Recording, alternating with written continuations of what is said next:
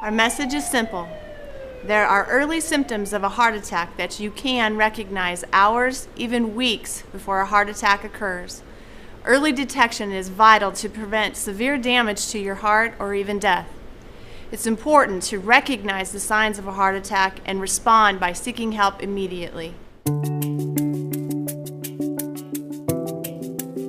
Early heart attack care consists of two parts: recognition and response. Recognize the subtle early warning signs. Whenever there is chest discomfort or pressure, become aware. Is the discomfort reoccurring? Does it originate in the center of the chest? Does it subside while resting and reoccur when active? The response to the symptoms must be decisive. Seek medical attention immediately. Early signs of a blockage may occur hours, even weeks before an acute heart attack. To save lives, we must recognize and respond. We've learned that CPR saves lives by intervening when there is an acute heart attack. When the heart stops, we can shock it back into action, but the heart damage has already occurred, and sometimes death cannot be averted. Doesn't it make more sense to check out the mild chest discomfort before complete blockage takes place, resulting in heart damage? We can stop the progression of a heart attack if we are alert to the early signs. Why is this necessary? 85% of the damage takes place in the first 2 hours of a heart attack. If the message of early recognition and response penetrates the country, it may be the force that topples the heart disease as the #1 killer. Heart attacks have beginnings. Become educated to recognize the warning signs: mild chest pain, pressure, or discomfort, reoccurring pain or discomfort in the chest that occurs with activity and subsides while at rest, shortness of breath, a burning feeling in the throat and chin that can be confused with heartburn or indigestion. We need to respond immediately to prevent heart damage and avoid sudden death. Your action can save lives.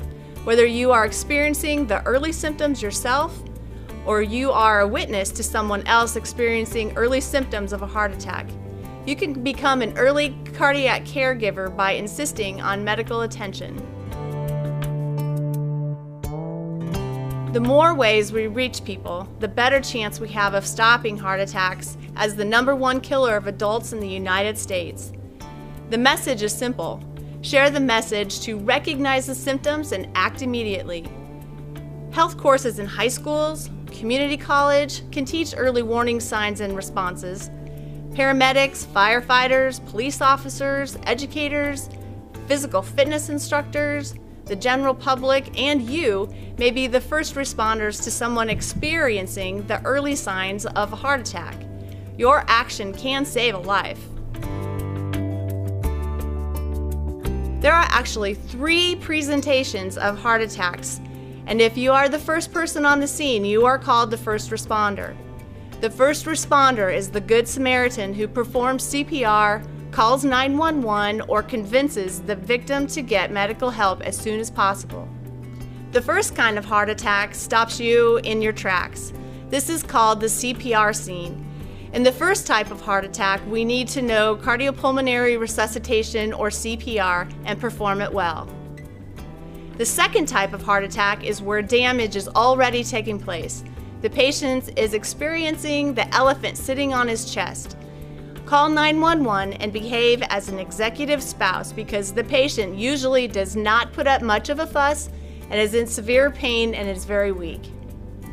The third type of heart attack is just in the beginning, and the early heart attack care provides a beneficial impact. This is the most difficult time to get someone to seek medical care. The victim will normally complain, but then use excuses such as food poisoning or gas. The patient has minimal symptoms but is in extreme denial. The patient to first responder interaction can be frustrating. The patient may be embarrassed and wants to ignore it. At this point, they can convince the first responder to contribute to the denial. Even paramedics can find it difficult to convince a conscious patient to go to the hospital. This is the reason why the heart attack remains the #1 killer in the adult population. Several hours here can make the difference between a pleasurable and enjoyable life versus cardiac impairment or even death.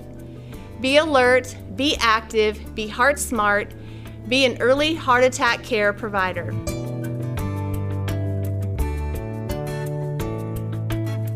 Heart attacks have beginnings. Symptoms can begin about 2 weeks prior to a major cardiac event. This is the window of opportunity to prevent death and minimize heart damage. Heart attack deaths kill 800,000 people per year in the United States, but we can cut that number by 50% if people will learn the signs and symptoms of early heart attack care. Signs and symptoms include nausea, pain that travels down one or both arms, jaw pain, fatigue, anxiety, chest pressure, squeezing or tightness, back pain, shortness of breath, or a feeling of fullness. If you suspect someone is having a heart attack, be a good Samaritan and get them to medical care as soon as possible.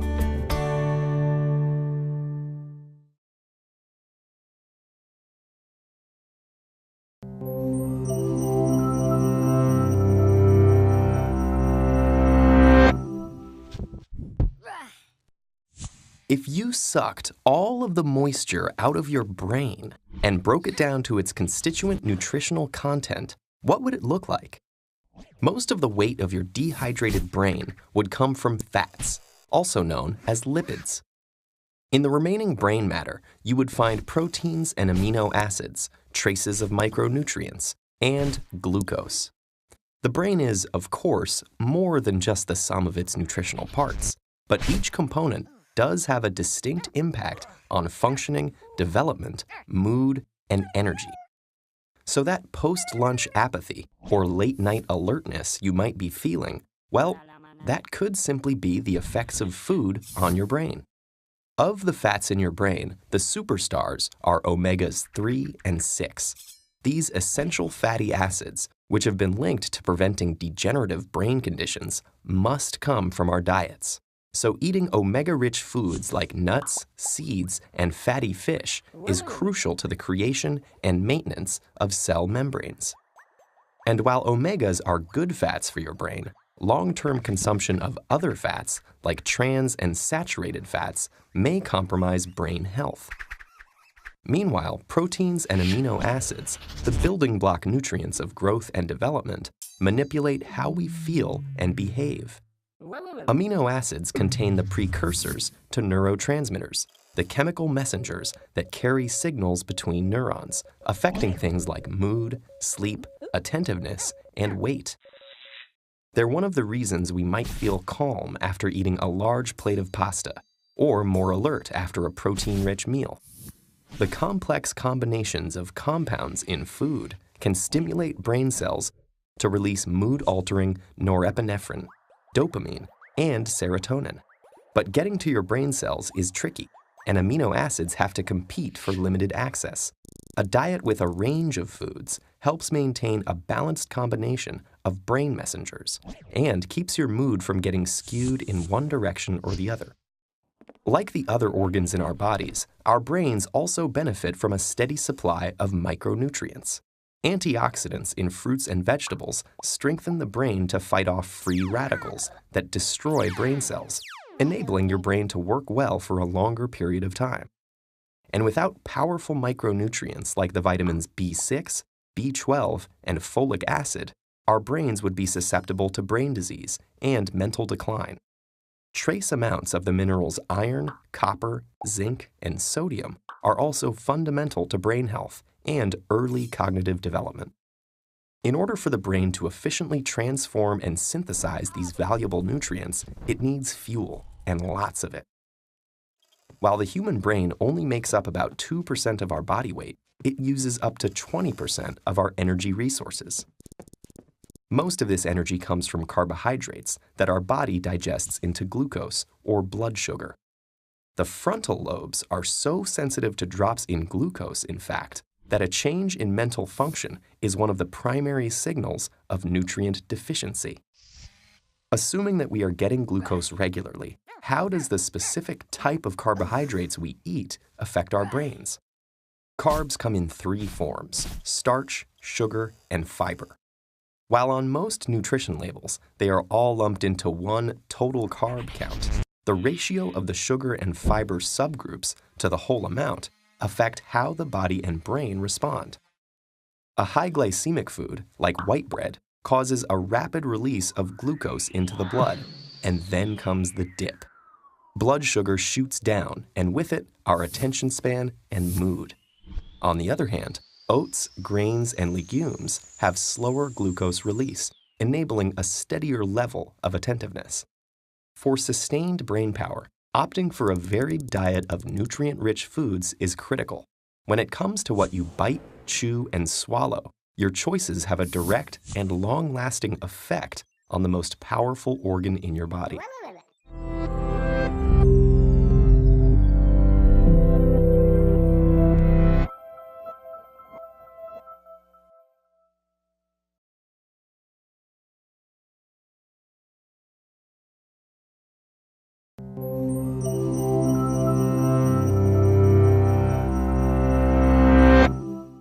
Which of these has the least carbohydrates? This roll of bread, this bowl of rice, or this can of soda?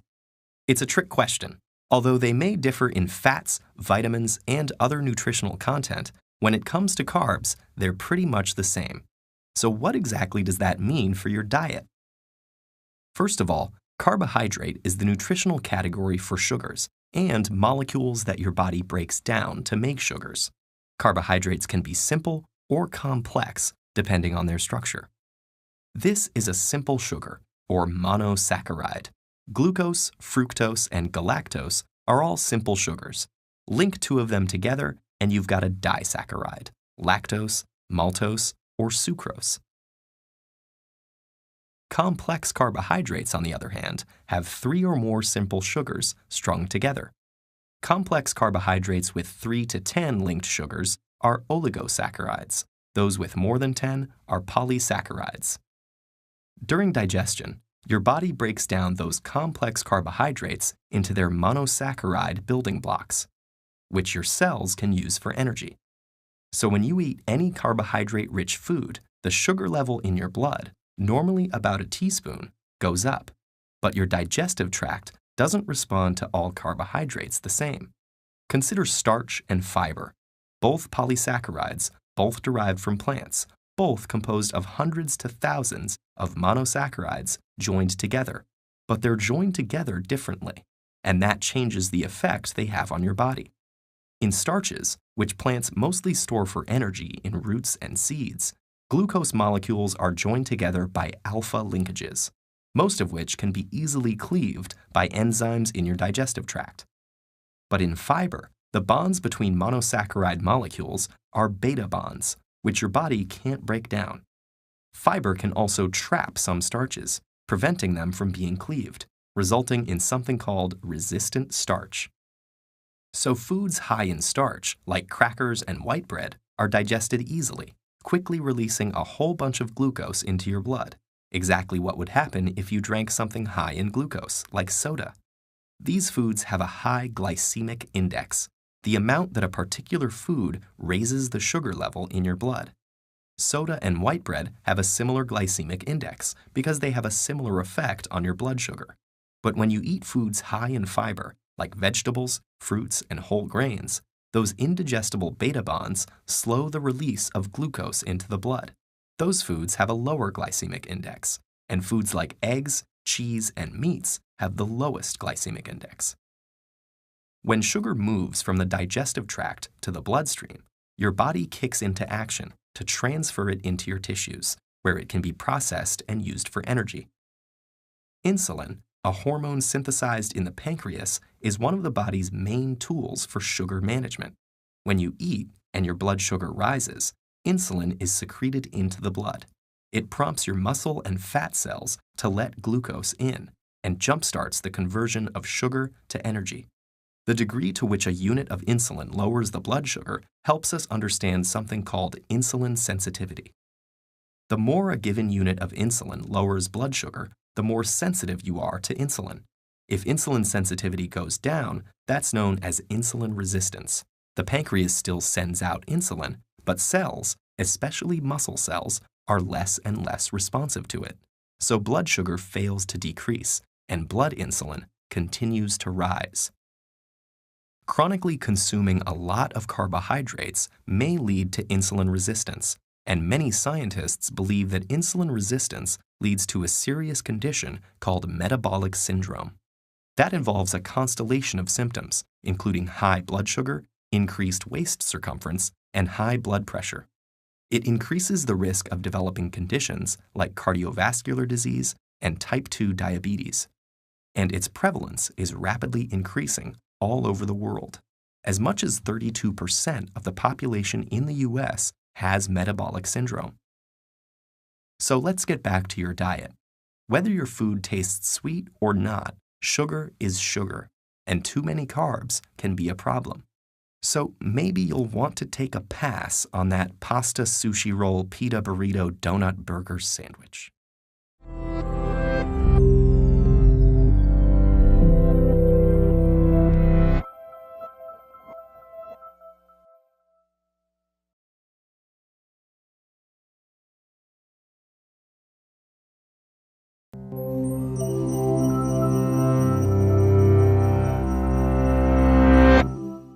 Which of these has the least carbohydrates? This roll of bread, this bowl of rice, or this can of soda? It's a trick question. Although they may differ in fats, vitamins, and other nutritional content, when it comes to carbs, they're pretty much the same. So what exactly does that mean for your diet? First of all, carbohydrate is the nutritional category for sugars and molecules that your body breaks down to make sugars. Carbohydrates can be simple or complex, depending on their structure. This is a simple sugar, or monosaccharide. Glucose, fructose, and galactose are all simple sugars. Link two of them together, and you've got a disaccharide, lactose, maltose, or sucrose. Complex carbohydrates, on the other hand, have 3 or more simple sugars strung together. Complex carbohydrates with 3 to 10 linked sugars are oligosaccharides. Those with more than 10 are polysaccharides. During digestion, your body breaks down those complex carbohydrates into their monosaccharide building blocks, which your cells can use for energy. So when you eat any carbohydrate-rich food, the sugar level in your blood, normally about a teaspoon, goes up, but your digestive tract doesn't respond to all carbohydrates the same. Consider starch and fiber. Both polysaccharides, both derived from plants, both composed of hundreds to thousands of monosaccharides joined together, but they're joined together differently, and that changes the effect they have on your body. In starches, which plants mostly store for energy in roots and seeds, glucose molecules are joined together by alpha linkages, most of which can be easily cleaved by enzymes in your digestive tract. But in fiber, the bonds between monosaccharide molecules are beta bonds, which your body can't break down. Fiber can also trap some starches, preventing them from being cleaved, resulting in something called resistant starch. So foods high in starch, like crackers and white bread, are digested easily, quickly releasing a whole bunch of glucose into your blood, exactly what would happen if you drank something high in glucose, like soda. These foods have a high glycemic index, the amount that a particular food raises the sugar level in your blood. Soda and white bread have a similar glycemic index because they have a similar effect on your blood sugar. But when you eat foods high in fiber, like vegetables, fruits, and whole grains, those indigestible beta bonds slow the release of glucose into the blood. Those foods have a lower glycemic index, and foods like eggs, cheese, and meats have the lowest glycemic index. When sugar moves from the digestive tract to the bloodstream, your body kicks into action to transfer it into your tissues, where it can be processed and used for energy. Insulin, a hormone synthesized in the pancreas, is one of the body's main tools for sugar management. When you eat and your blood sugar rises, insulin is secreted into the blood. It prompts your muscle and fat cells to let glucose in and jumpstarts the conversion of sugar to energy. The degree to which a unit of insulin lowers the blood sugar helps us understand something called insulin sensitivity. The more a given unit of insulin lowers blood sugar, the more sensitive you are to insulin. If insulin sensitivity goes down, that's known as insulin resistance. The pancreas still sends out insulin, but cells, especially muscle cells, are less and less responsive to it. So blood sugar fails to decrease, and blood insulin continues to rise. Chronically consuming a lot of carbohydrates may lead to insulin resistance, and many scientists believe that insulin resistance leads to a serious condition called metabolic syndrome. That involves a constellation of symptoms, including high blood sugar, increased waist circumference, and high blood pressure. It increases the risk of developing conditions like cardiovascular disease and type 2 diabetes. And its prevalence is rapidly increasing all over the world. As much as 32% of the population in the US has metabolic syndrome. So let's get back to your diet. Whether your food tastes sweet or not, sugar is sugar, and too many carbs can be a problem. So maybe you'll want to take a pass on that pasta, sushi roll, pita burrito, donut burger sandwich.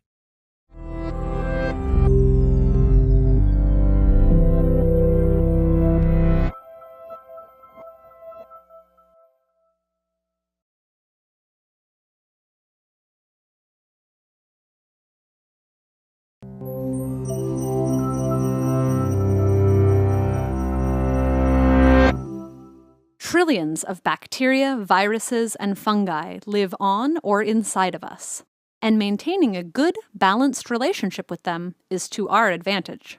Together, they form the gut microbiome, a rich ecosystem that performs a variety of functions in our bodies. The bacteria in our guts can break down food the body can't digest, produce important nutrients, regulate the immune system, and protect against harmful germs. We don't yet have the blueprint for exactly which good bacteria a robust gut needs, but we do know that it's important for a healthy microbiome to have a variety of bacterial species. Many factors affect our microbiomes, including our environment, medications like antibiotics, and even whether we were delivered by C-section or not. Diet, too, is emerging as one of the leading influences on the health of our guts. And while we can't control all these factors, we can manipulate the balance of our microbes by paying attention to what we eat. Dietary fiber from foods like fruits, vegetables, nuts, legumes, and whole grains is the best fuel for gut bacteria. When bacteria digest fiber, they produce short-chain fatty acids that nourish the gut barrier, improve immune function, and can help prevent inflammation, which reduces the risk of cancer. And the more fiber you ingest, the more fiber-digesting bacteria colonize your gut. In a recent study, scientists exchanged the regular high-fiber diets of a group of rural South Africans with the high-fat, meat-heavy diets of a group of African Americans. After just 2 weeks on the high-fat, low-fiber, Western-style diet, the rural African group showed increased inflammation of the colon as well as a decrease of butyrate. That's a short-chain fatty acid thought to lower risk of colon cancer. Meanwhile, the group that switched to a high-fiber, low-fat diet had the opposite result. So what goes wrong with our gut bacteria when we eat low-fiber processed foods? Lower fiber means less fuel for the gut bacteria, essentially starving them until they die off. This results in less diversity and hungry bacteria. In fact, some can even start to feed on the mucus lining. We also know that specific foods can affect gut bacteria. In one recent microbiome study, scientists found that fruits, vegetables, tea, coffee, red wine, and dark chocolate were correlated with increased bacterial diversity. These foods contain polyphenols, which are naturally occurring antioxidant compounds. On the other hand, foods high in dairy fat, like whole milk, and sugar-sweetened sodas were correlated with decreased diversity. How food is prepared also matters. Minimally processed, fresh foods generally have more fiber and provide better fuel. So lightly steamed, sautéed, or raw vegetables are typically more beneficial than fried dishes. There are also ways of preparing food that can actually introduce good bacteria, also known as probiotics, into your gut. Fermented foods are teeming with helpful probiotic bacteria like lactobacillus and bifidobacteria. Originally used as a way of preserving foods before the invention of refrigeration, fermentation remains a traditional practice all over the world. Foods like kimchi, sauerkraut, tempeh, and kombucha provide variety and vitality to our diets. Yogurt is another fermented food that can introduce helpful bacteria into our guts. That doesn't necessarily mean that all yogurt is good for us, though. Brands with too much sugar and not enough bacteria may not actually help. These are just general guidelines. More research is needed before we fully understand exactly how any of these foods interact with our microbiomes. We see positive correlations, but the insides of our guts are difficult places to make direct observations. For instance, we don't currently know whether these foods are directly responsible for the changes in diversity, or if something more complicated is happening. While we're only beginning to explore the vast wilderness inside our guts, we already have a glimpse of how crucial our microbiomes are for digestive health. The great news is, we have the power to fire up the bacteria in our bellies. Fill up on fibers, fresh and fermented foods, and you can trust your gut to keep you going strong.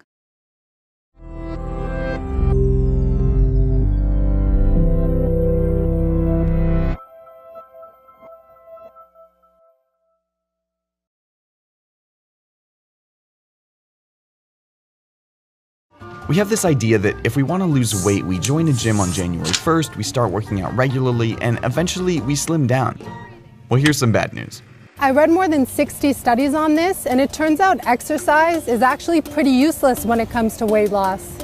Dr. Kevin Hall at the National Institutes of Health has done some of the most important studies on exercise and weight loss. We need to rebrand exercise. Exercise isn't a weight loss tool per se. It's excellent for health. It's probably the best single thing that you can do other than stopping smoking to improve your health. But don't look at it as a weight loss tool. Exercise will definitely help you live a longer, happier life. It's just not the best way to lose weight. And the reason it has to do with how our bodies use energy. You may not realize it, but physical activity is actually a tiny component of your daily energy burn. There are three main ways our bodies burn calories. These include your resting metabolism, so that's how much energy your body burns just for its basic functioning, just to keep you alive, basically. The other part of energy expenditure is the thermic effect of food, and that's just how much energy is required to break food down in your body. The third part of energy expenditure is physical activity. For most people, physical activity, that's any movement you do, only accounts for about 10 to 30% of energy use. So the vast majority of energy or calories you burn every day comes from your basal or resting metabolism, over which you have very little control. While 100% of your calories in are up to you, only about 30% of your calories out are in your control. One study found that if a 200-pound man ran for an hour, 4 days a week for a month, he'd lose about 5 pounds at most, assuming everything else stays the same. And everything else doesn't stay the same. Researchers have found we make all kinds of behavioral and physiological adaptations when we start increasing the amount of exercise we're getting every day. For one thing, exercise tends to make people hungry. And I'm sure you know the feeling. You go for a spinning class in the morning, and then by the time you eat breakfast, you're so hungry you maybe double the size of the portion of oatmeal you'd normally eat. There's also evidence to suggest that some people simply slow down after a workout. So if you went running in the morning, you might be less inclined to take the stairs at work. These are called compensatory behaviors. They're basically the various ways we unknowingly undermine our workouts. Researchers have also discovered a phenomenon called metabolic compensation. As people start to slim down, their resting metabolism can slow down, so the amount of energy you burn while at rest is lower. That means that this bar might shrink as you start to lose weight. There's still a lot of research to be done, but one study from 2012 is particularly interesting. They went out into the middle of the savannah in Tanzania to measure the energy burn among a group of hunter-gatherers called the Hadza. These are super active, lean hunter-gatherers. They're not spending their days behind a computer at a desk. And what they found was shocking. What we found is there was no difference at all. So even though the Hadza have a much more physically active lifestyle, they weren't burning any more calories every day than adults in the US and Europe. Somehow, the energy they used for physical activity was being offset or conserved elsewhere. So, how do they stay slim? They don't overeat. We can undo the calories that we burn off in exercise pretty quickly. It would take about an hour of running to burn off a Big Mac and fries. You'd have to spend about an hour dancing pretty vigorously to burn off 3 glasses of wine you might drink with dinner. An hour of cycling really intensely on exercise bikes to burn off about 2 donuts. And that's why exercise is best seen as a healthy supplement for a strategy that's focused on food. But despite extremely high obesity rates in the US, government agencies continue to present exercise as a solution, as do companies with a real interest in making sure we keep eating and drinking their products. Since the 1920s, companies like Coca-Cola have been aligning themselves with the exercise message. The idea here is that you can drink all these extra bottles of soda as long as you work out. But as we're seeing, it doesn't work like that. Actually burning off those extra calories from a can of soda is really, really hard. We have an obesity problem in this country, and we shouldn't treat low physical activity and eating too many calories as equally responsible for it. Public health policymakers should really prioritize improving our food environment to help people make healthier choices about what they eat. It's not impossible to lose weight through exercise, it's just a lot harder. And we need to recognize how that works. If you do go to the gym, you burn all these calories. It takes you a long time to do so, and you put in a great amount of effort. You can erase all of that in 5 minutes of eating a slice of pizza. The relative magnitude is actually quite surprising, and most people don't fully appreciate that.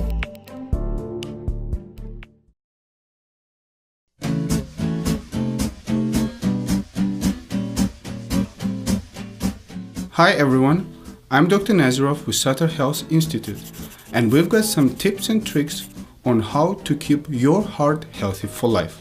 The most important benefits for your heart health are physical activity and eating heart-healthy foods. What does a healthy heart look like? Your heart is a hard-working muscle that pumps blood, supplying oxygen and nutrients that nourish and fuel your muscle, brain, and other organs. Moving your body pushes your heart to pump harder, keeping it in shape. As a muscle, your heart needs to stay in shape with 60 minutes daily of physical activity. 60 minutes of physical activity in a day may look like this. Bike ride to school for 10 minutes, plus a game of tag for 20 minutes, plus after school soccer for 30 minutes, equals 60 minutes of physical activity. Sports, recess activity, PE class, playground games, anywhere you want to be physically active will work, as long as it is fun. Along with the physical activity, like playing games outside and sports, the food you eat helps nourish all parts of your body, including your heart. How do you stay on track for low heart disease risk? Eat heart-healthy foods and stay away from foods that can harm your heart. There are actually foods that contain special compounds that lower your risk for heart disease. Lean proteins like fish, lean beef, chicken, eggs, pork tenderloin, low-fat and non-fat dairy and tofu. Beans, legumes, and whole grains lower your risk for heart disease. Good bean choices are black, red, pinto, and no-fat added refried beans. Heart-healthy whole grains include brown rice, whole wheat pasta, or bread, and quinoa.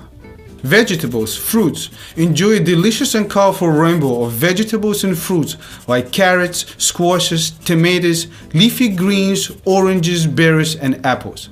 Many fruits and veggies contain nutrients that protect your artery walls. Juices from fruits and veggies. These supply potassium, which helps maintain healthy blood pressure. Non-fat or low-fat dairy, soy milk, and water are always good choices. Watch out for the bad stuff, foods that are not heart healthy. Keep away from saturated fats found in butter and fatty meats and trans fats found in margarine and many processed foods. Eat less of these foods and boost your heart health. Added sodium from salt. Skip the unhealthy chips and fast food meals, as these contain added sodium as well as added saturated and trans fats that contribute to unhealthy blood pressure and increase your heart disease risk. So love your heart. By eating heart-healthy foods and enjoying physical activity, you'll keep your heart strong and healthy for life.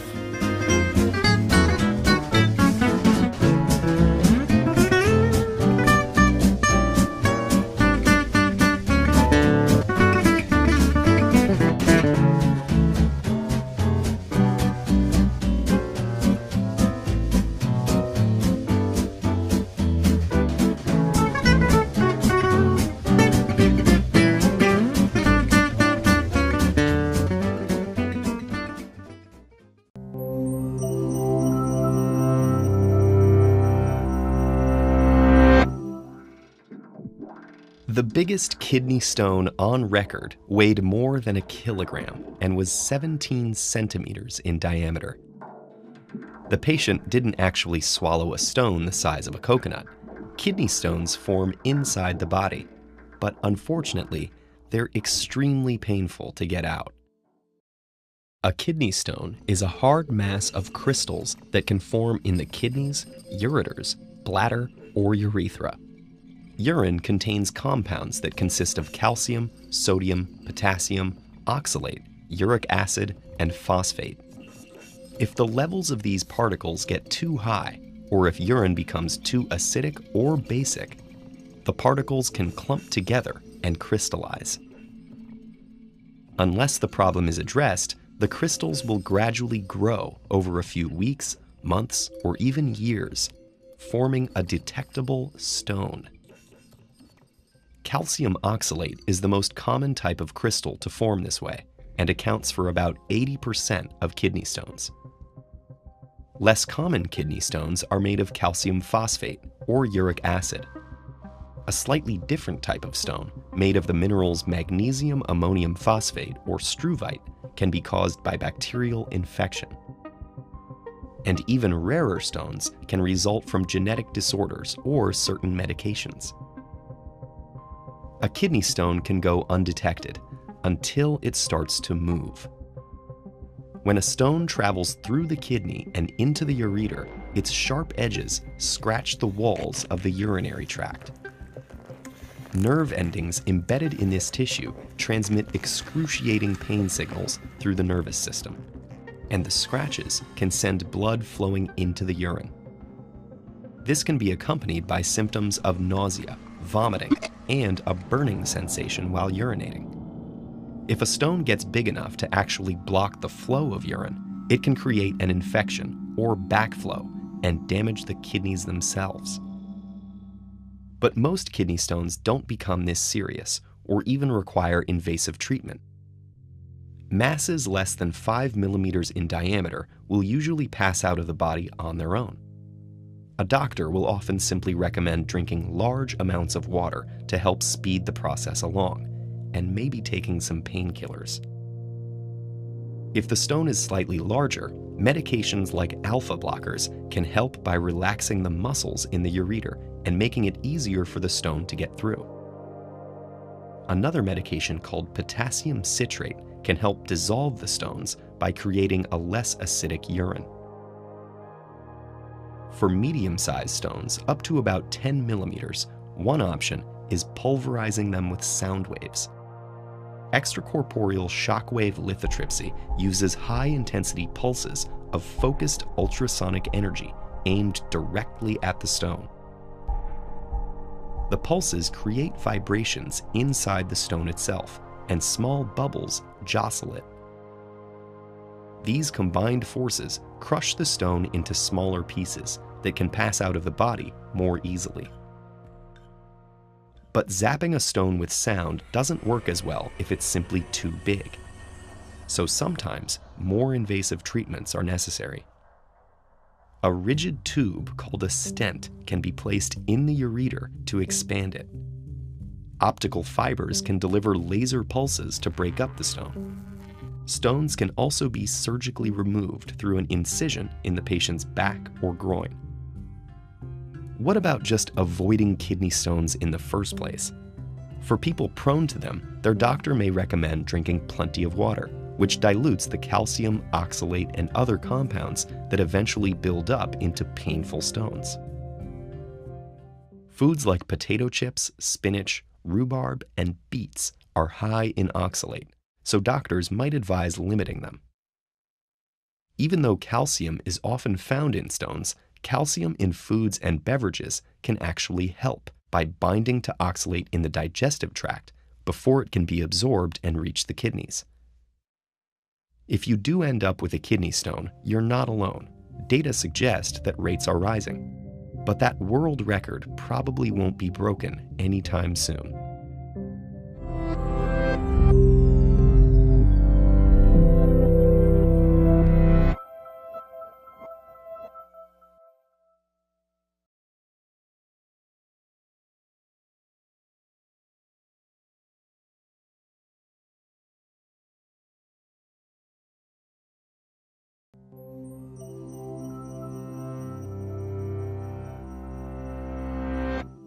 There's a factory inside you that weighs about 1.4 kilograms and runs for 24 hours a day. This is your liver, the heaviest organ in your body and one of the most crucial. This industrious structure simultaneously acts as a storehouse, a manufacturing hub, and a processing plant. And each of these functions involves so many important subtasks that without the liver, our bodies would simply stop working. One of the liver's main functions is to filter the body's blood, which it receives in regular shipments from two sources. The hepatic artery delivers blood from the heart, while the hepatic portal vein brings it from the intestine.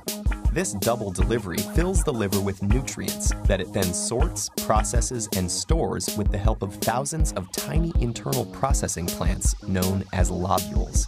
Both blood flows also deliver the oxygen that the liver needs to function. The blood that is received from the intestine contains carbohydrates, fats, and vitamins and other nutrients dissolved in it from the food you've consumed. These must be processed in different ways. In the case of carbohydrates, the liver breaks them down and converts them into sugars for the body to use as energy when the filtered blood is sent back out. Sometimes the body has leftovers of nutrients that it doesn't immediately require. When that happens, the liver holds some back and stacks them in its storage facility. This facility works like a pantry for future cases when the body might be in need of nutrients. But the blood flowing into the liver isn't always full of good things. It also contains toxins and byproducts that the body can't use, and the liver monitors these strictly. When it spots a useless or toxic substance, it either converts it into a product that can't hurt the body or isolates it and whisks it away, channeling it through the kidneys and intestine to be excreted. Of course, we wouldn't consider the liver a factory if it didn't also manufacture things. This organ makes everything from various blood plasma proteins that transport fatty acids and help form blood clots, to the cholesterol that helps the body create hormones. It also makes vitamin D and substances that help digestion. But one of its most vital products is bile. Like an eco-friendly treatment plant, the liver uses cells called hepatocytes to convert toxic waste products into this bitter greenish liquid. As it's produced, bile is funneled into a small container below the liver, called the gallbladder, before being trickled into the intestine to help break down fats, destroy microbes, and neutralize extra stomach acid. Bile also helps carry other toxins and byproducts from the liver out of the body. So as you can see, the liver is an extremely efficient industrial site, performing multiple tasks that support each other. But such a complex system needs to be kept running smoothly by keeping it healthy and not overloading it with more toxins than it can handle. This is one factory we simply can't afford to shut down.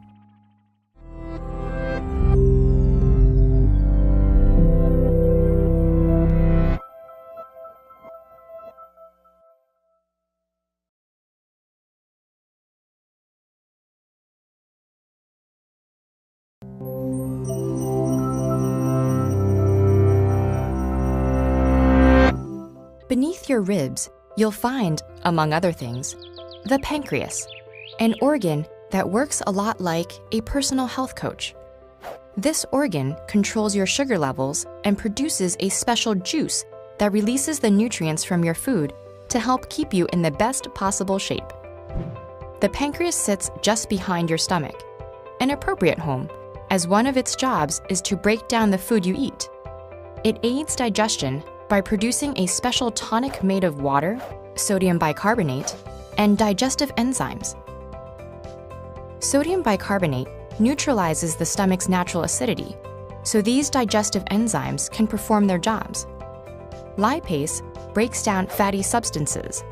Protease splits up proteins, and amylase divides carbohydrates to create energy-rich sugars. Most of those nutrients then get absorbed into the bloodstream and go on to enrich the body. While all this is happening, the pancreas works on another critical task, controlling the amount of sugar in your blood.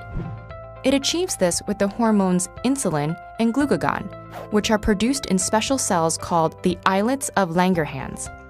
Having too much or too little sugar can be life-threatening, so the pancreas must stay on constant alert. After a big meal, the blood often becomes flushed with sugar. To bring us back to normal, the pancreas releases insulin, which makes the excess sugar move into cells where it's either used as an energy source or stored for later. Insulin also tells the liver to shut down sugar production. On the other hand, if blood sugar is low, the pancreas releases a hormone called glucagon that tells the body's cells and liver to release stored sugars back into the bloodstream. The interplay between insulin and glucagon is what keeps our sugar levels balanced. But a faulty pancreas can no longer coach us like this, meaning that this healthy balance is destroyed. If it's weakened by disease, the organ's ability to produce insulin may be reduced or even extinguished, which can trigger the condition known as diabetes. Without regular insulin release, sugar steadily builds up in the blood, eventually hardening the blood vessels and causing heart attacks, kidney failure, and strokes.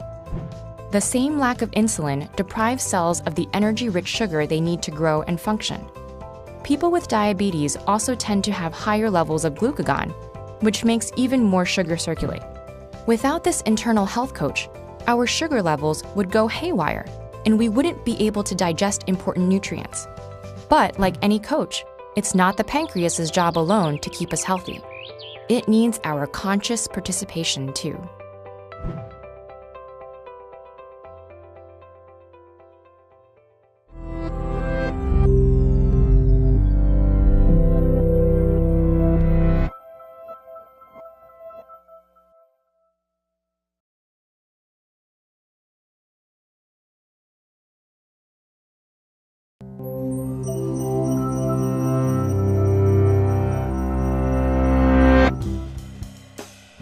The most basic function of bodily fat is self-storage of food reserves.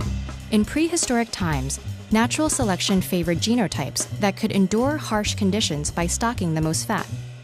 With chronic malnutrition being the norm for most of human history, genetics evolved to favor fat storage. So when did body fat become problematic? The negative impacts of being overweight were not even noted in medical literature until as late as the 18th century. Then, technological advances coupled with public health measures resulted in the betterment of the quantity, quality, and variety of food. Sustained abundance of good food enabled a healthier population to boom economically. Output increased, and with it, leisure time and waistlines. By the mid-19th century, being excessively overweight, or obese, was recognized as a cause of ill health, and another century later, declared deadly. What is the distinction between being overweight and being obese? A calculation called the BMI breaks it down for us. For example, if someone weighs 65 kilograms and is 1.5 meters tall, they have a BMI of about 29. Obesity is a condition of excess body fat that occurs when a person's BMI is above 30, just over the overweight range of 25 to 29.9. While BMI can be a helpful estimate of healthy weight, actual body fat percentage can only really be determined by also considering information like waist circumference and muscle mass. Athletes, for instance, have a naturally higher BMI. So how does a person become obese? At its most basic, obesity is caused by energy imbalance. If the energy input from calories is greater than the energy output from physical activity, the body stores the extra calories as fat. In most cases, this imbalance comes from a combination of circumstances and choices. Adults should be getting at least 2.5 hours of exercise each week, and children a whole hour per day. But globally, 1 in 4 adults and 8 out of 10 adolescents aren't active enough. Calorie-dense processed foods and growing portion sizes, coupled with pervasive marketing, lead to passive overeating. And scarce resources and a lack of access to healthy, affordable foods creates an even greater risk in disadvantaged communities. Yet our genetic makeup also plays a part. Studies on families and on separated twins have shown a clear causal hereditary relationship to weight gain. Recent studies have also found a link between obesity and variations in the bacteria species that live in our digestive systems. No matter the cause, obesity is an escalating global epidemic. It substantially raises the probability of diseases like diabetes, heart disease, stroke, high blood pressure, and cancer. It affects virtually all ages, genders, and socioeconomic groups in both developed and developing countries. With a 60% rise in child obesity globally over just 2 decades, the problem is too significant to ignore. Once a person is obese, the climb to recovery becomes progressively steeper. Hormonal and metabolic changes reduce the body's response to overeating. After losing weight, a formerly overweight person burns less calories doing the same exercises as a person who is naturally the same weight, making it much more difficult to shed the excess fat. And as people gain weight, damage to signaling pathways makes it increasingly difficult for the brain to measure food intake and fat storage. There is, however, some evidence that well-monitored, long-term changes in behavior can lead to improvements in obesity-related health issues. And weight loss from sustained lifestyle changes or invasive treatments like bariatric surgery can improve insulin resistance and decrease inflammation. What was once an advantage for survival is now working against us. As the world's population continues to slow down and get bigger, moving and consciously eating our way towards a healthier weight is essential to our overall well-being. And with the epidemic affecting every country in the world for different socioeconomic reasons, obesity cannot be seen as an isolated issue. More global measures for prevention are essential to manage the weight of the world.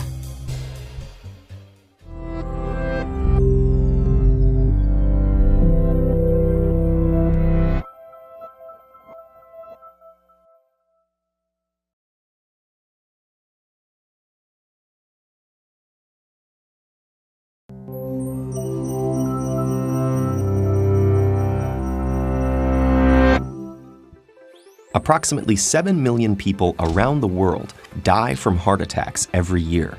And cardiovascular disease, which causes heart attacks and other problems like strokes, is the world's leading killer. So what causes a heart attack? Like all muscles, the heart needs oxygen, and during a heart attack, it can't get enough. Fatty deposits, or plaques, develop on the walls of our coronary arteries. Those are the vessels that supply oxygenated blood to the heart. These plaques grow as we age, sometimes getting chunky, hardened, or inflamed. Eventually, the plaques can turn into blockages. If one of the plaques ruptures or cracks, a blood clot will form around it in minutes, and a partially closed artery can become completely blocked. Blood flow is cut off to the cardiac muscle, and the oxygen-starved cells start to die within several minutes. This is a myocardial infarction, or heart attack. Things can rapidly deteriorate in the absence of treatment. The injured muscle may not be able to pump blood as well, and its rhythm might be thrown off. In the worst-case scenario, a heart attack can cause sudden death. And how do you know that someone is having a heart attack? The most common symptom is chest pain caused by the oxygen-deprived heart muscle. Patients describe it as crushing or vice-like. It can radiate to the left arm, jaw, back, or abdomen. But it's not always as sudden and dramatic as it is in the movies. Some people experience nausea or shortness of breath. Symptoms may be less prominent in women and the elderly. For them, weakness and tiredness may be the main signal. And surprisingly, in many people, especially those with diabetes, which affects the nerves that carry pain, a heart attack may be silent. If you think that someone might be having a heart attack, the most important thing is to respond quickly. If you have access to emergency medical services, call them. They're the fastest way to get to a hospital. Taking aspirin, which thins the blood, and nitroglycerin, which opens up the artery, can help keep the heart attack from getting worse. In the emergency room, doctors can diagnose a heart attack. They commonly use an electrocardiogram to measure the heart's electrical activity, and a blood test to assess heart muscle damage. The patient is then taken to a high-tech cardiac suite, where tests are done to locate the blockages. Cardiologists can reopen the blocked artery by inflating it with a balloon in a procedure called an angioplasty. Frequently, they also insert a metal or polymer stent that will hold the artery open. More extensive blockages might require coronary artery bypass surgery. Using a piece of vein or artery from another part of the body, heart surgeons can reroute blood flow around the blockage. These procedures reestablish circulation to the cardiac muscle, restoring heart function. Heart attack treatment is advancing, but prevention is vital. Genetics and lifestyle factors both affect your risk, and the good news is that you can change your lifestyle. Exercise, a healthy diet, and weight loss all lower the risk of heart attacks, whether you've had one before or not. Doctors recommend exercising a few times a week, doing both aerobic activity and strength training. A heart-healthy diet is low in sugar and saturated fats, which are both linked to heart disease. So what should you eat? Lots of fiber from vegetables, chicken and fish instead of red meat, whole grains, and nuts like walnuts and almonds all seem to be beneficial. A good diet and exercise plan can also keep your weight in a healthy range, which will lower your heart attack risk as well. And of course, medications can also help prevent heart attacks. Doctors often prescribe low-dose aspirin, for example, particularly for patients who've already had a heart attack and for those known to be at high risk. And drugs that help manage risk factors, like high blood pressure, cholesterol, and diabetes, will make heart attacks less likely too. Heart attacks may be common, but they don't have to be inevitable. A healthy diet, avoiding tobacco use, staying fit, and enjoying plenty of sleep and lots of laughter all go a long way in making sure your body's most important muscle keeps on beating.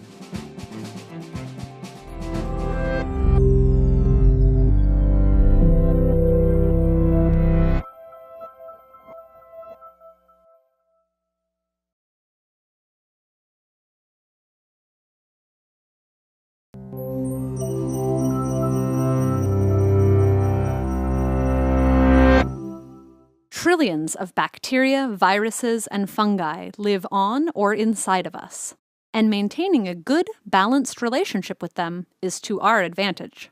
Together, they form the gut microbiome, a rich ecosystem that performs a variety of functions in our bodies.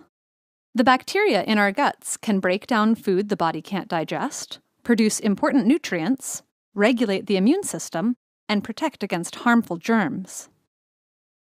We don't yet have the blueprint for exactly which good bacteria a robust gut needs, but we do know that it's important for a healthy microbiome to have a variety of bacterial species. Many factors affect our microbiomes, including our environment, medications like antibiotics, and even whether we were delivered by C-section or not. Diet, too, is emerging as one of the leading influences on the health of our guts. And while we can't control all these factors, we can manipulate the balance of our microbes by paying attention to what we eat. Dietary fiber from foods like fruits, vegetables, nuts, legumes, and whole grains is the best fuel for gut bacteria. When bacteria digest fiber, they produce short-chain fatty acids that nourish the gut barrier, improve immune function, and can help prevent inflammation, which reduces the risk of cancer. And the more fiber you ingest, the more fiber-digesting bacteria colonize your gut. In a recent study, scientists exchanged the regular high-fiber diets of a group of rural South Africans with the high-fat, meat-heavy diets of a group of African Americans.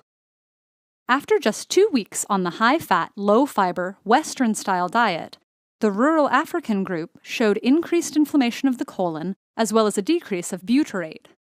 That's a short-chain fatty acid thought to lower risk of colon cancer. Meanwhile, the group that switched to a high-fiber, low-fat diet had the opposite result.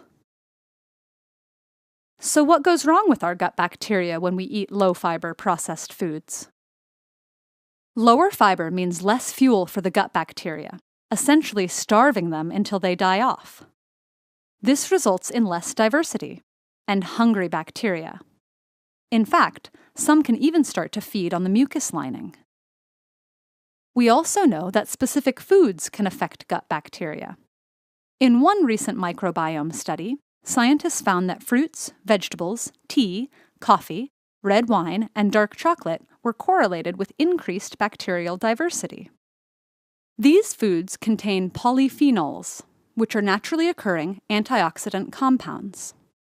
On the other hand, foods high in dairy fat, like whole milk, and sugar-sweetened sodas were correlated with decreased diversity. How food is prepared also matters. Minimally processed, fresh foods generally have more fiber and provide better fuel. So lightly steamed, sautéed, or raw vegetables are typically more beneficial than fried dishes. There are also ways of preparing food that can actually introduce good bacteria, also known as probiotics, into your gut. Fermented foods are teeming with helpful probiotic bacteria like lactobacillus and bifidobacteria. Originally used as a way of preserving foods before the invention of refrigeration, fermentation remains a traditional practice all over the world. Foods like kimchi, sauerkraut, tempeh, and kombucha provide variety and vitality to our diets. Yogurt is another fermented food that can introduce helpful bacteria into our guts.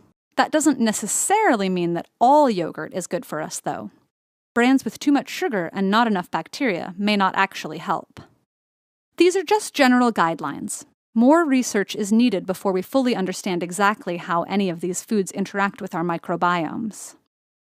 We see positive correlations, but the insides of our guts are difficult places to make direct observations. For instance, we don't currently know whether these foods are directly responsible for the changes in diversity, or if something more complicated is happening. While we're only beginning to explore the vast wilderness inside our guts, we already have a glimpse of how crucial our microbiomes are for digestive health. The great news is, we have the power to fire up the bacteria in our bellies. Fill up on fibers, fresh and fermented foods, and you can trust your gut to keep you going strong.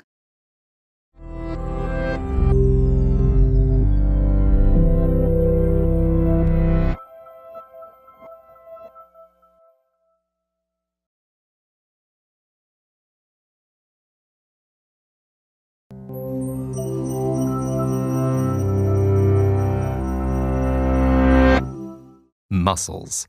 We have over 600 of them. They make up between 1/3 and 1/2 of our body weight. And along with connective tissue, they bind us together, hold us up, and help us move. And whether or not bodybuilding is your hobby, muscles need your constant attention because the way you treat them on a daily basis determines whether they will wither or grow. Say you're standing in front of a door, ready to pull it open. Your brain and muscles are perfectly poised to help you achieve this goal. First, your brain sends a signal to motor neurons inside your arm. When they receive this message, they fire, causing muscles to contract and relax, which pull on the bones in your arm and generate the needed movement. The bigger the challenge becomes, the bigger the brain's signal grows, and the more motor units it rallies to help you achieve your task. But what if the door is made of solid iron? At this point, your arm muscles alone won't be able to generate enough tension to pull it open, so your brain appeals to other muscles for help. You plant your feet, tighten your belly, and tense your back, generating enough force to yank it open. Your nervous system has just leveraged the resources you already have, other muscles, to meet the demand. While all this is happening, your muscle fibers undergo another kind of cellular change. As you expose them to stress, they experience microscopic damage, which in this context is a good thing. In response, the injured cells release inflammatory molecules called cytokines that activate the immune system to repair the injury. This is when the muscle-building magic happens. The greater the damage to the muscle tissue, the more your body will need to repair itself. The resulting cycle of damage and repair eventually makes muscles bigger and stronger as they adapt to progressively greater demands. Since our bodies have already adapted to most everyday activities, those generally don't produce enough stress to stimulate new muscle growth. So to build new muscle, a process called hypertrophy, our cells need to be exposed to higher workloads than they are used to. In fact, if you don't continuously expose your muscles to some resistance, they will shrink, a process known as muscular atrophy. In contrast, exposing the muscle to a high degree of tension, especially while the muscle is lengthening, also called an eccentric contraction, generates effective conditions for new growth. However, muscles rely on more than just activity to grow. Without proper nutrition, hormones, and rest, your body would never be able to repair damaged muscle fibers. Protein in our diet preserves muscle mass by providing the building blocks for new tissue in the form of amino acids. Adequate protein intake, along with naturally occurring hormones like insulin-like growth factor and testosterone, help shift the body into a state where tissue is repaired and grown. This vital repair process mainly occurs when we're resting, especially at night while sleeping. Gender and age affect this repair mechanism, which is why young men with more testosterone have a leg up in the muscle building game. Genetic factors also play a role in one's ability to grow muscle. Some people have more robust immune reactions to muscle damage and are better able to repair and replace damaged muscle fibers, increasing their muscle building potential. The body responds to the demands you place on it. If you tear your muscles up, eat right, rest, and repeat, you'll create the conditions to make your muscles as big and strong as possible. It is with muscles as it is with life. Meaningful growth requires challenge and stress.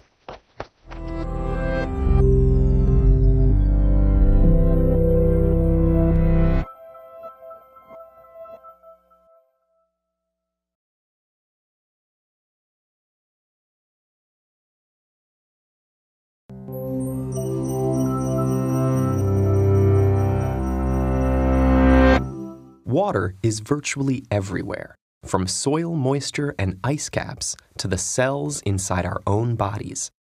Depending on factors like location, fat index, age, and sex, the average human is between 55 and 60% water. At birth, human babies are even wetter. Being 75% water, they are swimmingly similar to fish. But their water composition drops to 65% by their first birthday. So what role does water play in our bodies? And how much do we actually need to drink to stay healthy? The H2O in our bodies works to cushion and lubricate joints, regulate temperature, and to nourish the brain and spinal cord. Water isn't only in our blood. An adult's brain and heart are almost 3/4 water. That's roughly equivalent to the amount of moisture in a banana. Lungs are more similar to an apple at 83%, and even seemingly dry human bones are 31% water. If we are essentially made of water and surrounded by water, why do we still need to drink so much?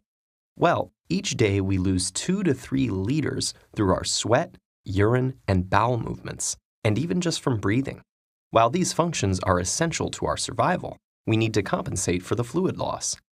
Maintaining a balanced water level is essential to avoid dehydration or overhydration, both of which can have devastating effects on overall health. At first detection of low water levels, sensory receptors in the brain's hypothalamus signal the release of antidiuretic hormone. When it reaches the kidneys, it creates aquaporins, special channels that enable blood to absorb and retain more water, leading to concentrated dark urine. Increased dehydration can cause notable drops in energy, mood, skin moisture, and blood pressure, as well as signs of cognitive impairment. A dehydrated brain works harder to accomplish the same amount as a normal brain, and it even temporarily shrinks because of its lack of water. Overhydration, or hyponatremia, is usually caused by overconsumption of water in a short amount of time. Athletes are often the victims of overhydration because of complications in regulating water levels in extreme physical conditions. Whereas the dehydrated brain amps up the production of antidiuretic hormone, the overhydrated brain slows or even stops releasing it into the blood. Sodium electrolytes in the body become diluted, causing cells to swell. In severe cases, the kidneys can't keep up with the resulting volumes of dilute urine.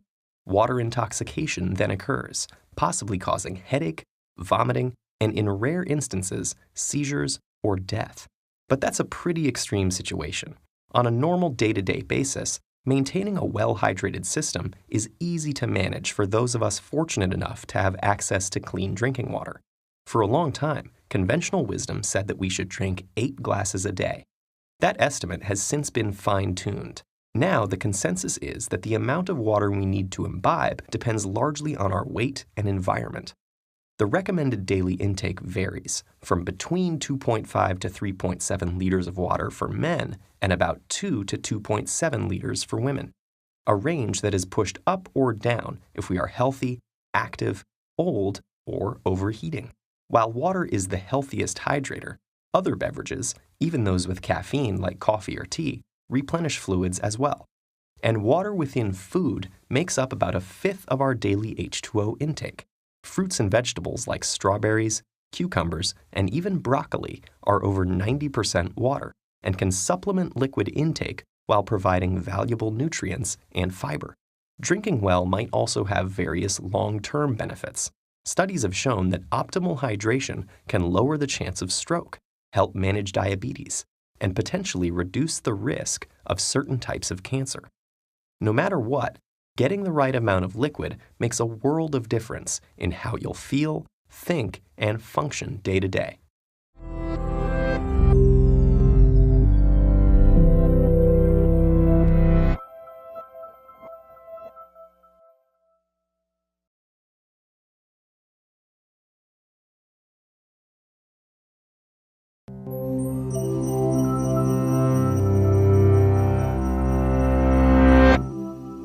Picture warm, gooey cookies, crunchy candies, velvety cakes, waffle cones piled high with ice cream.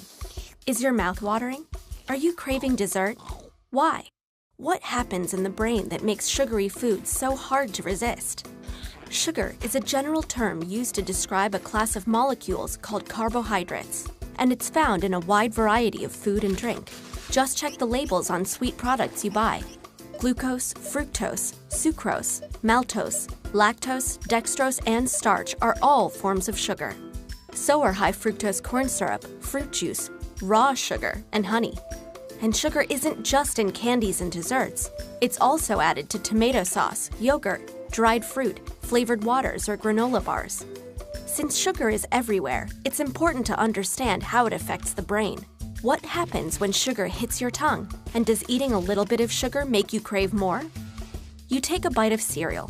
The sugars it contains activate the sweet taste receptors, part of the taste buds on the tongue.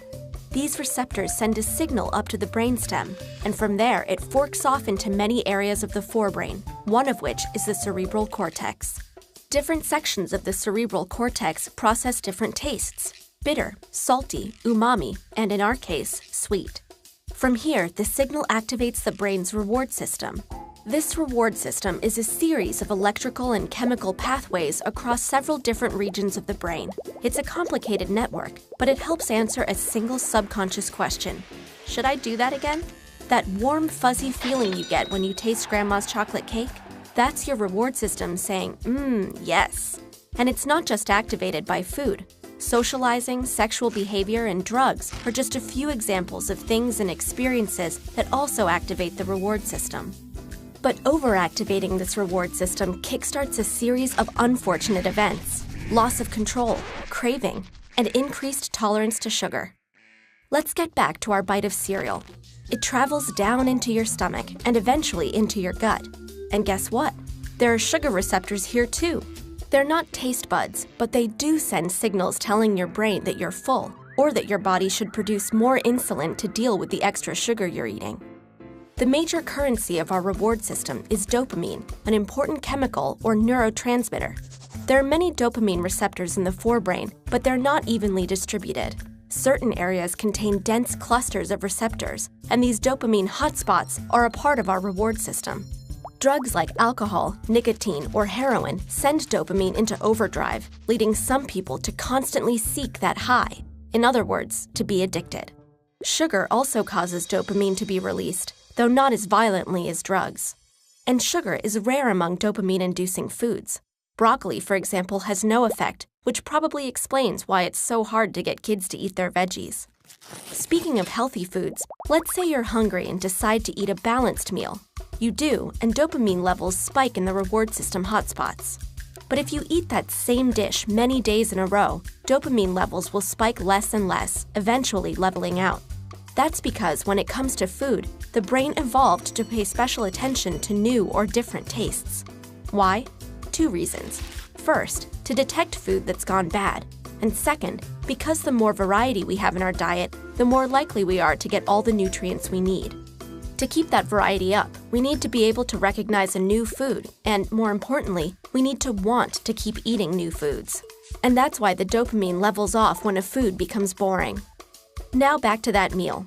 What happens if in place of the healthy, balanced dish, you eat sugar-rich food instead? If you rarely eat sugar, or don't eat much at a time, the effect is similar to that of the balanced meal. But if you eat too much, the dopamine response does not level out. In other words, eating lots of sugar will continue to feel rewarding. In this way, sugar behaves a little bit like a drug. It's one reason people seem to be hooked on sugary foods. So think back to all those different kinds of sugar. Each one is unique, but every time any sugar is consumed, it kickstarts a domino effect in the brain that sparks a rewarding feeling. Too much too often, and things can go into overdrive. So yes, overconsumption of sugar can have addictive effects on the brain. But a wedge of cake once in a while won't hurt you.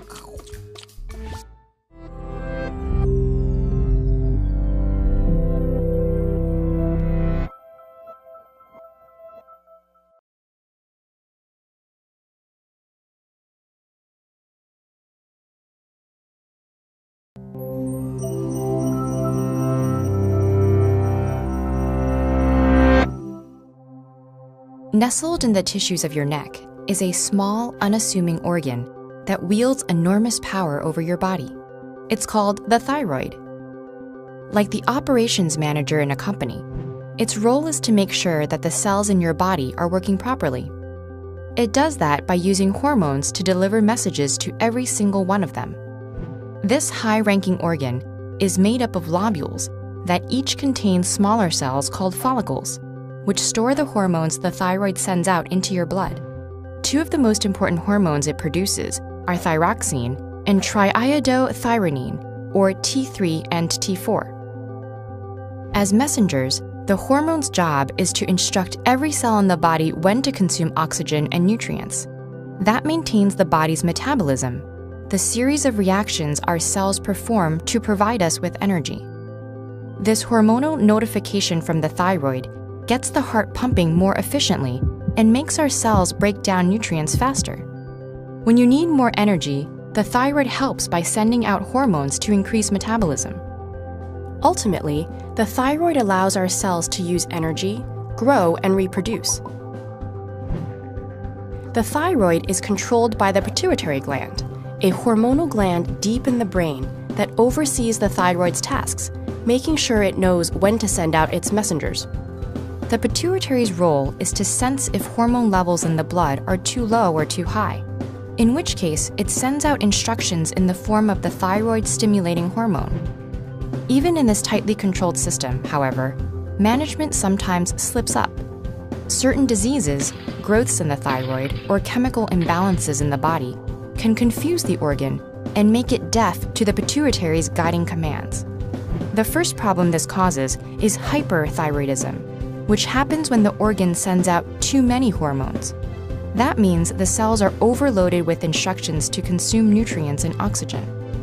They become overactive as a result, meaning a person with hyperthyroidism experiences a higher metabolism, signaled by a faster heartbeat, constant hunger, and rapid weight loss. They also feel hot, sweaty, anxious, and find it difficult to sleep. The opposite problem is hypothyroidism, which happens when the thyroid sends out too few hormones, meaning the body's cells don't have as many messengers to guide them. In response, cells grow listless and metabolism slows. People with hypothyroidism see symptoms in weight gain, sluggishness, sensitivity to cold, swollen joints, and feeling low. Luckily, there are medical treatments that can help trigger the thyroid's activities again and bring the body back to a steady metabolic rate. For such a little organ, the thyroid wields an awful lot of power. But a healthy thyroid manages our cells so effectively that it can keep us running smoothly without us even noticing it's there.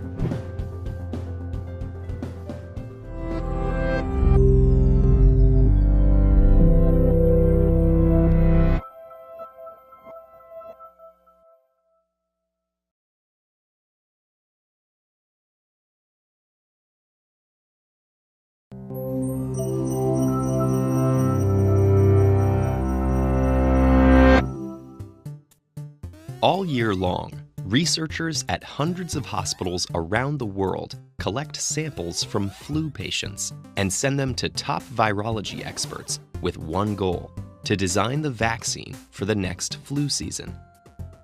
But why do we need a new one every year? Vaccines for diseases like mumps and rubella offer a lifetime of protection with 2 shots early in life. What's so special about the flu? 2 factors make the flu a tough target. First, there are more than 100 subtypes of the influenza virus, and the ones in circulation change from season to season. And second, the flu's genetic code allows it to mutate more quickly than many other viruses. The flu spreads by turning a host's own cells into viral production factories. When the virus is engulfed by a host cell, it expels its genetic material, which makes its way to the nucleus. There, cellular machinery that normally copies the host's genes starts replicating viral genes instead, creating more and more copies of the virus. New viruses are repackaged and crammed into the cell until it bursts, sending freshly minted influenza viruses out to infect additional cells. Most viruses follow this script. The trick with the flu is that its genetic material isn't DNA, but a similar compound called RNA. And RNA viruses can mutate much faster.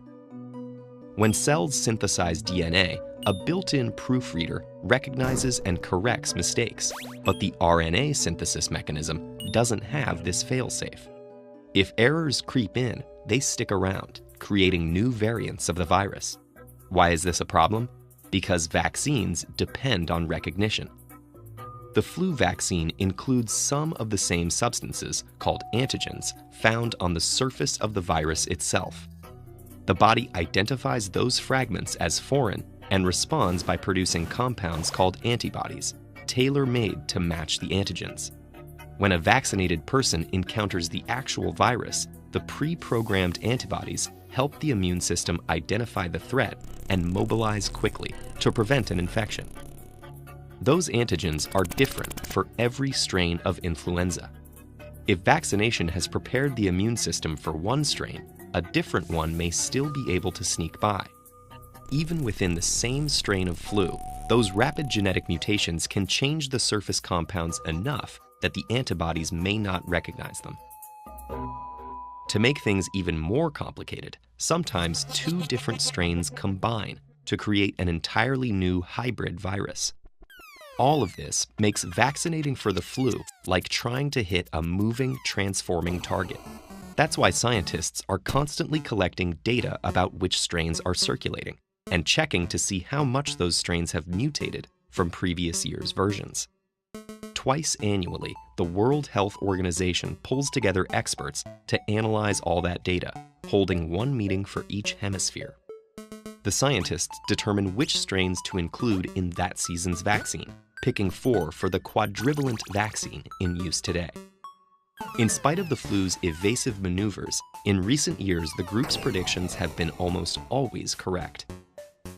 Even when flu strains mutate further, the vaccine is often close enough that a vaccinated person who catches the flu anyway will have a milder and shorter illness than they would otherwise. Vaccination also helps protect other people in the community who may not be medically eligible for the shot by preventing those around them from carrying the virus. This is called herd immunity.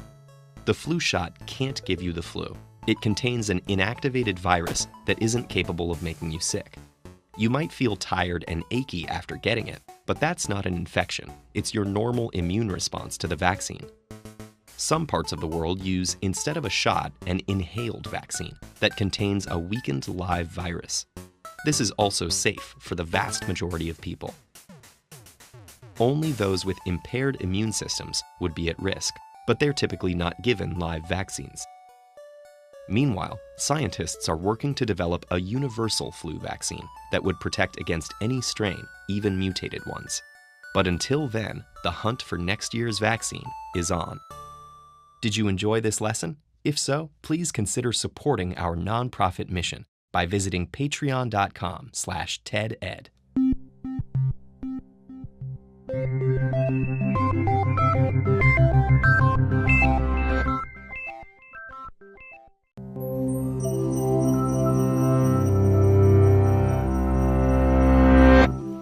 Right now, you're probably sitting down to watch this video, and staying seated for a few minutes to view it is probably okay. But the longer you stay put, the more agitated your body becomes.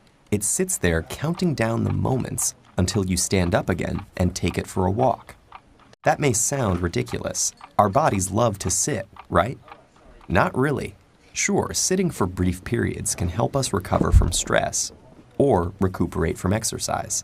But nowadays, our lifestyles make us sit much more than we move around, and our bodies simply aren't built for such a sedentary existence. In fact, just the opposite is true. The human body is built to move, and you can see evidence of that in the way it's structured. Inside us are over 360 joints and about 700 skeletal muscles that enable easy, fluid motion. The body's unique physical structure gives us the ability to stand up straight against the pull of gravity. Our blood depends on us moving around to be able to circulate properly. Our nerve cells benefit from movement, and our skin is elastic, meaning it molds to our motions. So if every inch of the body is ready and waiting for you to move, what happens when you just don't? Let's start with the backbone of the problem, literally. Your spine is a long structure made of bones and the cartilage discs that sit between them. Joints, muscles, and ligaments that are attached to the bones hold it all together. A common way of sitting is with a curved back and slumped shoulders, a position that puts uneven pressure on your spine.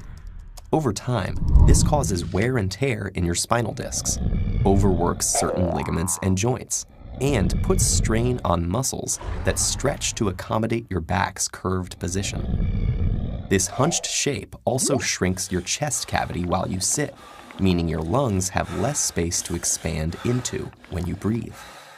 That's a problem because it temporarily limits the amount of oxygen that fills your lungs and filters into your blood. Around the skeleton are the muscles, nerves, arteries, and veins that form the body's soft tissue layers. The very act of sitting squashes, pressurizes, and compresses, and these more delicate tissues really feel the brunt. Have you ever experienced numbness and swelling in your limbs when you sit? In areas that are the most compressed, your nerves, arteries, and veins can become blocked, which limits nerve signaling, causing the numbness, and reduces blood flow in your limbs, causing them to swell. Sitting for long periods also temporarily deactivates lipoprotein lipase, a special enzyme in the walls of blood capillaries that breaks down fats in the blood. So when you sit, you're not burning fat nearly as well as when you move around. What effect does all of this stasis have on the brain? Most of the time, you probably sit down to use your brain. But ironically, lengthy periods of sitting actually run counter to this goal. Being stationary reduces blood flow and the amount of oxygen entering your bloodstream through your lungs. Your brain requires both of those things to remain alert, so your concentration levels will most likely dip as your brain activity slows. Unfortunately, the ill effects of being seated don't only exist in the short term. Recent studies have found that sitting for long periods is linked with some types of cancers and heart disease, and can contribute to diabetes, kidney, and liver problems. In fact, researchers have worked out that worldwide, inactivity causes about 9% of premature deaths a year. That's over 5 million people. So what seems like such a harmless habit actually has the power to change our health. But luckily, the solutions to this mounting threat are simple and intuitive. When you have no choice but to sit, try switching the slouch for a straighter spine. And when you don't have to be bound to your seat, aim to move around much more, perhaps by setting a reminder to yourself to get up every half hour. But mostly, just appreciate that bodies are built for motion, not for stillness. In fact, since the video's almost over, why not stand up and stretch right now? Treat your body to a walk. It'll thank you later.